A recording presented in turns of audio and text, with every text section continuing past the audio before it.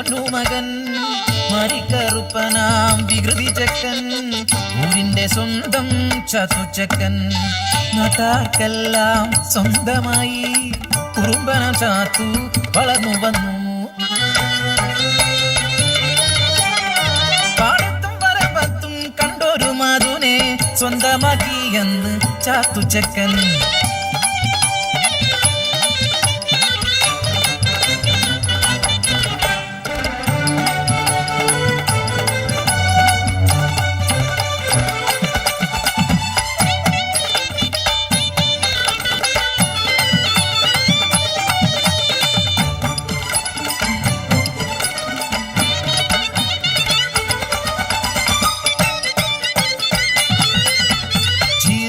ദേശത്ത് വാഴുന്നോര് പാട്ടം അളവ് കൂട്ടി അന്ന് പൂവന്തിയോളം പണിയെടുത്താലും അരവയ കഞ്ഞിക്ക് കൂലിയില്ല.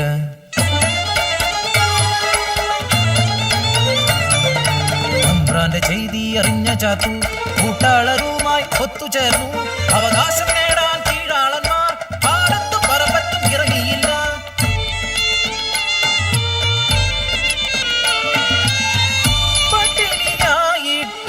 പരിവട്ടമായിട്ടും അവകാശം നേടാനായി ഒത്തുനിന്നു. മേലാളക്കെട്ടുകൾ വിളക്കണയാതെ രാവും പകലും ചർച്ചയായി കീഴാള വർഗത്തെ അടിച്ചമർത്തിയിടുവാൻ ബാക്കി പടയെ ഇറക്കിയവർ. നാട്ടിലെങ്ങും കലഹങ്ങളായി കാക്കിപ്പടയുടെ തേർവാഴ്ചയായി ചാത്തോന്റെ കുടിലും എത്തിയവർ. ഗർഭിണിയായ ചാത്തൂന്റെ പെണ്ണിന്റെ നിറവയറ്റിൽ ആഞ്ഞു ചവിട്ടി നീളം വാർന്നു മരിച്ചു പാവം പെണ്ണ്.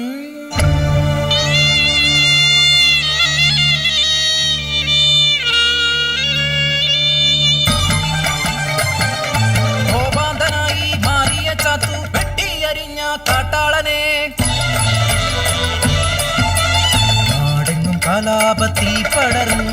വെള്ളപ്പട്ടാളം ഇറങ്ങി നാട്ടിൽ കയ്യാമം വെച്ചു ചാത്തുവിനെ ചീറുമ കവലയിൽ കൊണ്ടുവന്നു. രാജദ്രോഹിയെന്ന് മുദ്രകുത്തി കഴുവേറ്റിക്കൊന്നു ചാത്തുവിനെ.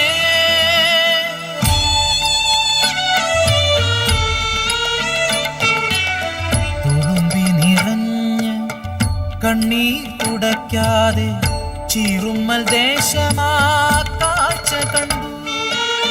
തുളുമ്പിത്തെറിച്ച കണ്ണീർ തുള്ളികൾ ചുടുലോഹമായി പതിച്ചു മണ്ണിൽ.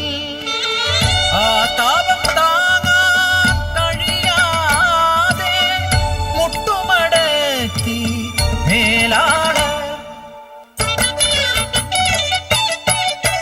എത്രയോ ജീവൻ ബലി നൽകി ഞങ്ങൾക്ക് സ്വാതന്ത്ര്യം.